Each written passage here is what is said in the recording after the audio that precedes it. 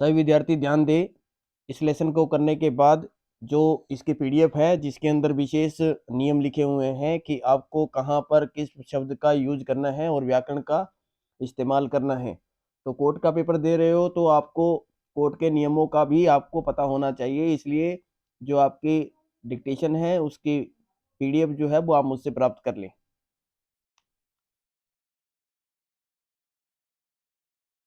शुरू।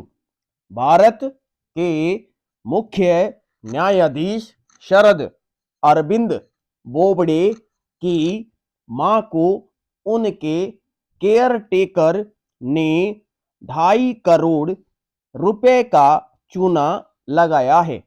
आरोपी तापस घोष को मंगलवार रात गिरफ्तार कर लिया गया। नागपुर पुलिस आयुक्त अमितेश कुमार ने कहा कि डीसीपी विनीता साहू की देखरेख में एक विशेष जांच दल इस मामले को देख रही है। दरअसल मुख्य न्यायाधीश S.A. बोबडे की मां मुक्ता बोबडे आकाशवाणी के पास स्थित सीडन लॉन की मालकिन है, जो विवाह और अन्य कार्यों के लिए किराए पर दिया जाता है। बोबडे ने तापस घोष को 2007 में सीडन लॉन का केयर टेकर नियुक्त किया था। उसे सैलरी के अलावा बुकिंग पर कमीशन मिलता था। मुक्ता बोबडे की उम्र और स्वास्थ्य का लाभ उठाते हुए तापस घोष और उसकी पत्नी ने पैसों के लेने देने में हेराफेरी की। नागपुर पुलिस की सीपी अमितेश कुमार के मुताबिक तापस घोष ने बुकिंग किया, लेकिन उसका पैसा बोबडे परिवार को नहीं दिया। तापस ने कई कस्टमर को कथित रूप से जाली रसीदें भी दी थी। नागपुर पुलिस के सीपी अमितेश कुमार ने कहा कि इस धोखाधड़ी का खुलासा लॉकडाउन के दौरान हुआ, जब कई बुकिंग रद्द हुई, लेकिन लोगों को उनका रिफंड नहीं मिला। ग्राहक की शिकायत के बाद मुक्ता बोबडे ने अगस्त में धोखाधड़ी की शिकायत दर्ज कराई थी।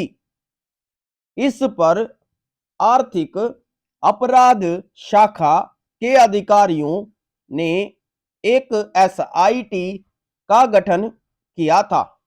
सीपी अमितेश कुमार ने कहा कि 2007 के बाद से सभी बुकिंग की छानबीन की गई, जिसमें पता चला कि तापस घोष ने बोबडे परिवार को 2.5 करोड़ रुपए का चूना लगाया है। सीपी अमितेश कुमार ने कहा कि तापस ने सौर प्रणाली स्थापना और कुछ निर्माण कार्य के बिलों का भुगतान भी नहीं किया है। एसआईटी ने अपनी जांच के दौरान तापस घोष से पूछताछ की थी। मंगलवार देर रात एसआईटी के अधिकारियों ने तापस घोष और उनकी पत्नी के खिलाफ आईपीसी की धारा 409, 420 और 467 के तहत शहर के पुलिस स्टेशन में मामला दर्ज किया। और तापस घोष को गिरफ्तार कर लिया।